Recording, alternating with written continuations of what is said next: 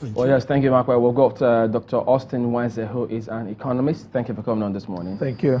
Well, concerning this particular relationship with China, part of what I came across, which was circulating, was this report by Zambian Observer, where they were reporting that China was going to take over ZESCO, which was the electricity firm, as a result of them defaulting. But I checked it out. I found out there was another report which actually said that was not exactly true. But yes, we know that Nigeria signed about 13 deals with China. The president's essay said it's about $10 billion. The minister has highlighted some part of them. Do we have any concerns, or do you think there's any reason to worry, having listened to the explanations from the minister? We have concerns, serious concerns. And again, when you are dealing with a country, you need to understand the makeup of the people, the leadership, the government of that country.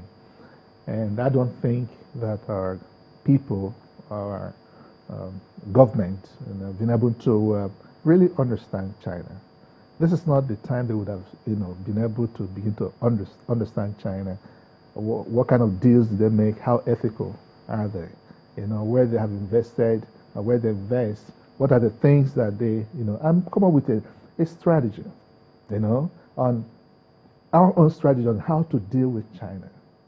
Now, one good thing about China, which African nations are interested in, that they don't meddle with politics. For as long as they don't meddle with their politics, and they, unlike the West, that meddle with politics and they tell you what and what to do, but they're really interested in the economic investment. Now, there is a serious scramble for African resources, and that's why China, a few years ago, Goldman Sachs predicted that by 2025 that China will be a world economic power. Yeah.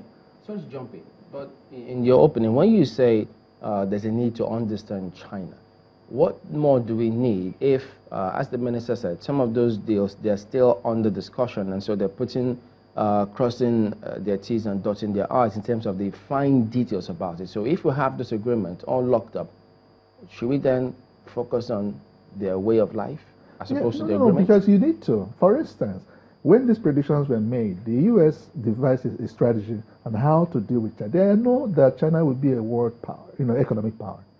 But there's a strategy, even to a point that children are being taught how to, the culture and all that. How much of that culture do we know? Okay? And the business culture also. Do they keep to agreements? Just like they know us. They know Nigeria, they know Africa. That you dangle money to them or some projects, even though they don't give you the cash. Okay? So, but the thing is that when Chinese enter into any of this thing, what they do, they bring in their labor. Okay? It will not really create jobs. It will not. They bring in everything. The more they give loan to Africa, the more they build infrastructure to Africa, the more they empower their industries. Now, when you say do they keep to agreements, the president was responding to some questions about, or fears, concerns too, about sustainability and how we intend to service those debts. And he said, concerning whether or not they deliver and keep to agreements, which you raised just now. And he said, look, at the moment, they've been able to commission a $500 million rail project in July this year. Isn't that something that has been delivered? Now, who owns those assets? That's the question. What kind of agreement? We need to see the details. Because if you default and all that, they take over the national assets.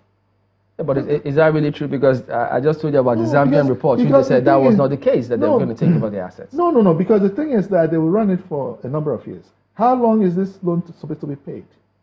Is it a 20-year loan, a 50-year loan? That's the thing, the details that one need to figure out, okay? Because even though the African nations and all that are signing up, and some of them are signing up, some other countries in Asia have also, canceled some of these projects. But I think what we should be doing is what China did. The question that our policymakers should be asking, what did China do to get to this level? China was able to, the US invested heavily in China. Now, for instance, the auto industry. The Chinese welcomed the U.S. auto industry and all that. But from there, they started manufacturing their own.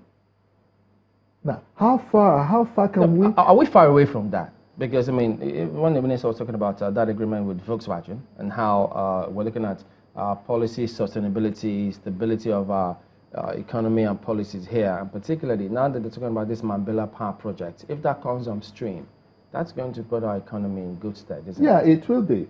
But again, what about the, nobody transfers technology to you. I'm saying that with the backdrop of my experience, I consult for a firm based in Abara Industrial Estate. They're into tiles. They brought in over 20 Chinese, they set up the tile, this thing. But the guys refused to. Everything written in their language, Mandarin. But they refused to. Anytime they want to do something, they send out the Nigerians. You know? That if not that the guy set up some spy network to monitor some of the things that they do, it was very clever.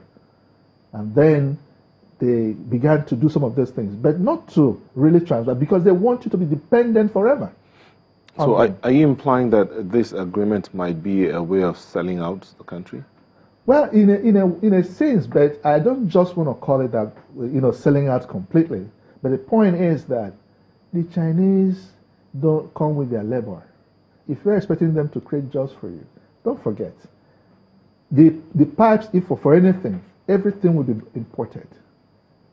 Local contractors will not even be, local manufacturers will not even be invested. The only way out is to make sure that the content, every material they use, that at least 70% are from Nigeria. So far, from the things they've done, the contracts they've implemented in the country, the agreements that have been before this ones, isn't that what has been? Hasn't the content been from Nigeria? No. If anybody has been able to do that, the person should come up and tell me. But from my own personal investigation, everything is brought in. Even the rails, yes, for instance? Everything is brought in. So, because the thing is that they bring all these things, they do it, and it's not that they'll give you money to do other things or, pay local contractors and all that. The Chinese are not doing that. So that's the thing I'm just saying. The component of whatever material they use as part of that agreement should be at least 70% local, and then minimize the number of expatriate staff they are bringing. They're bringing in to do. You see them doing jobs that Nigerians could do. So that's